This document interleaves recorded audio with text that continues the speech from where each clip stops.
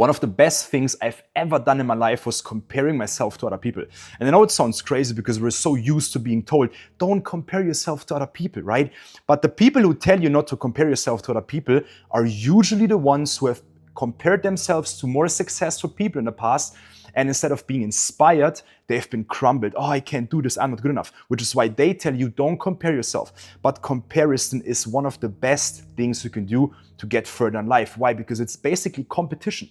And competition drives innovation, right? And what is innovation? Innovation is recreation. So if you look at somebody more successful, make more money, better body, better relationships, then you are forced to recreate yourself into a version that can also attain and have these things. And that is beautiful. Now, I don't want to go into politics now, but what's going on in Europe, for example, is horrible.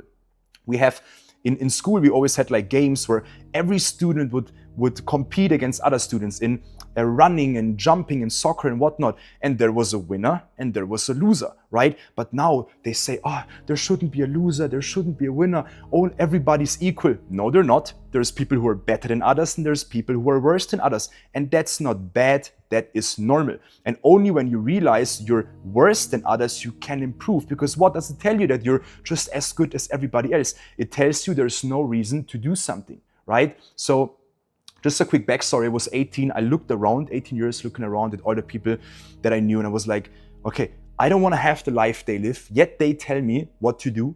And I was like, if I do what they tell me to do, I will end up like them. I'm not going to have my dream life, okay? And Albert Einstein says it, repeating what you do and expecting any different outcome or result is insanity.